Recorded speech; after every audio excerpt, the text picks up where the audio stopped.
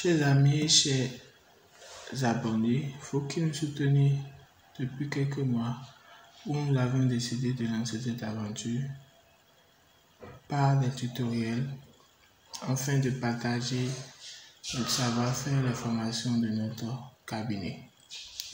On m'appelle Alan Gedegbe, directeur du cabinet BK Conseil. Dans cette nouvelle vidéo, nous allons aborder les modifications intervenues dans la loi des finances 2022.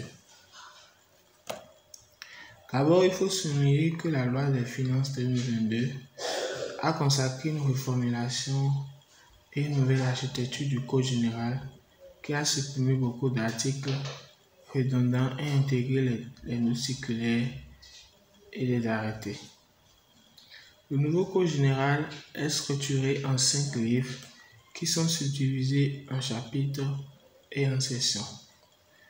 Nous avons le livre 1 consacré aux impôts indirects, le livre 1 consacré aux impôts directs, le livre 2 consacré aux impôts indirects, le livre 3 aux enregistrements internes, le livre 4 aux dispositions générales et le livre 5 aux procédures fiscales.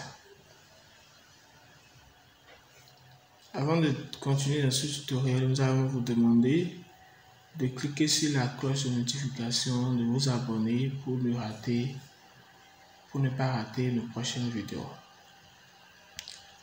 Enfin, selon les nouvelles dispositions par rapport à l'impôt sur les sociétés de capitaux, y compris les SAL et SA unipersonnels, les sociétés par action simplifiée et les sociétés en commandite simple, les sociétés coopératives, les groupements et les unions et fédérations, ainsi que les confédérations des sociétés coopératives et des groupements, quelle que soit leur activité.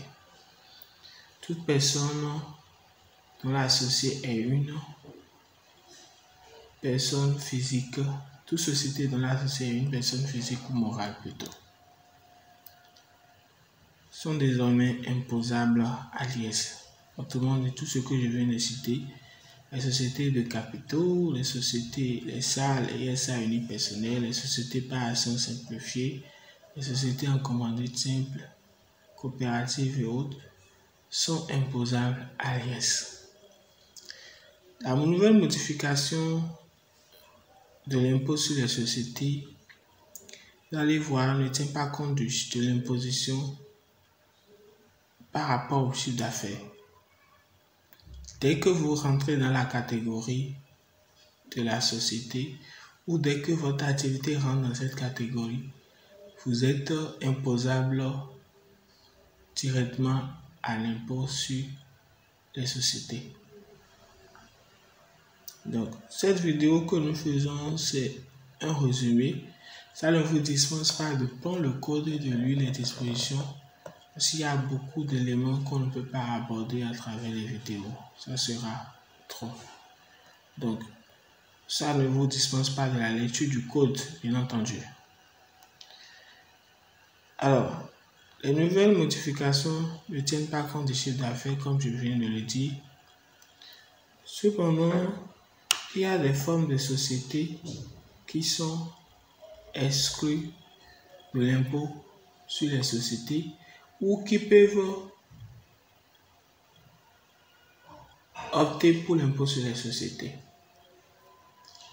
Il s'agit des sociétés civiles, des sociétés en nom collectif, des GIE, groupements d'intérêt économique, et des sociétés en participation. Ces sociétés sont d'office imposables à l'IBA, qui est l'impôt sur le bénéfice d'affaires et qui remplace désormais l'IRPP. Mais la nouveauté, c'est que ces sociétés peuvent opter à l'IS à tout moment, notamment avant le 30 novembre. Et dès qu'ils demandent l'option avant le 30 novembre, cette option s'exerce à partir du 1er janvier de l'exercice suivant. Il faut bien comprendre que l'option est irrévocable, en ce sens que si vous optez, vous ne pouvez plus revenir en arrière. Mais l'option ne peut pas être exercée également par les sociétés de personnes qui sont issues de la transformation antérieure des sociétés de capitaux. Ça veut dire quoi?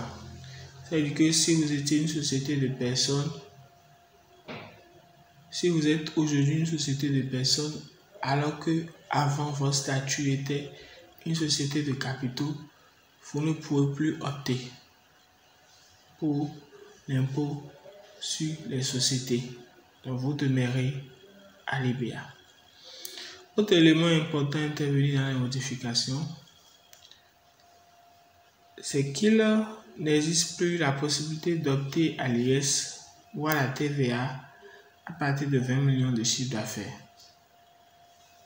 Selon le nouveau code, les établissements ayant moins de 50 millions demeurent à la TPS, mais peuvent opter pour l'IBA et non l'IS. J'avais déjà fait cette remarque dans ma précédente vidéo sur la TPS que vous pouvez toujours visualiser sur notre page YouTube BK Conseil Salle. N'oubliez pas de vous abonner pour ne rien rater de nos prochaines vidéos. Autre modification au niveau du Code général des impôts, il y a désormais un éclairage sur la notion de gestion désintéressée au niveau des ONG. Vous savez que beaucoup de structures opèrent sous le statut juridique d'ONG et associations, et parfois en fonction des activités qu'elles mènent, et qui sont parfois des activités concurrentes aux autres entreprises. Il est difficile de qualifier ces ONG si la gestion est vraiment désintéressée. Le code, en introduisant la notion de gestion désintéressée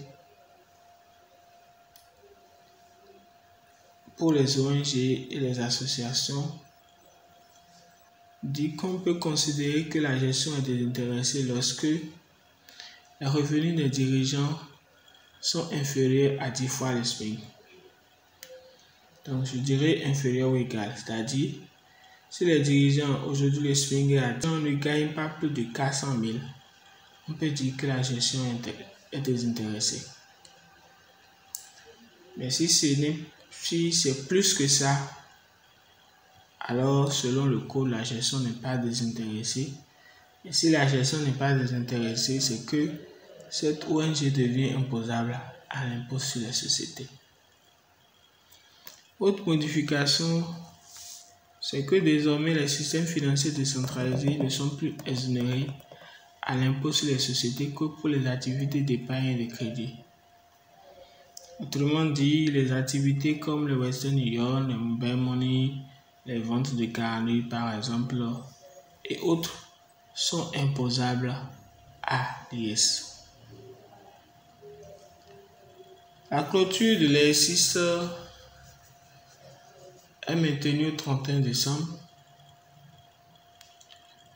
mais les écoles et les établissements d'enseignement peuvent clôturer leur exercice au 31 août. Vous savez que les établissements ont la particularité dont l'exercice comptable chevauche sur 2 années. Donc le nouveau code a institué une date de clôture pour ce type d'entreprise. Autre précision, désormais, toutes les entreprises ont l'obligation d'arrêter leur compte au 31 décembre et de déposer leurs états financiers au plus tard le 30 avril de l'année suivante. Pour les nouvelles entreprises qui sont créées après le 30 juin de l'année, ont la possibilité d'arrêter de l'année N plutôt, oui, de l'année N, il faut préciser, c'est qu'ils ont la possibilité d'arrêter leur compte au 31 décembre de l'année N+1.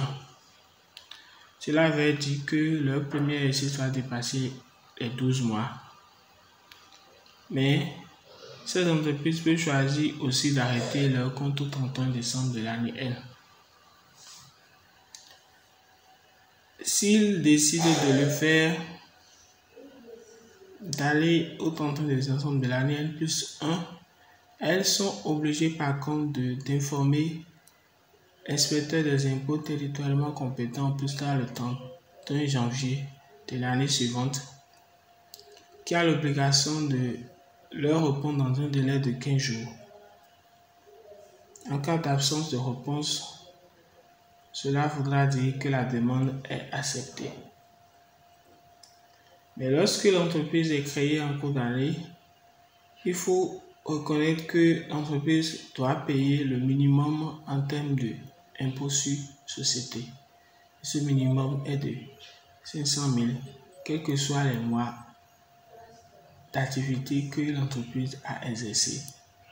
Donc, il ne s'agit pas de dire j'ai fait 1 mois, j'ai fait 2 mois. C'est que vous payez le minimum pour ces quelques mois-là.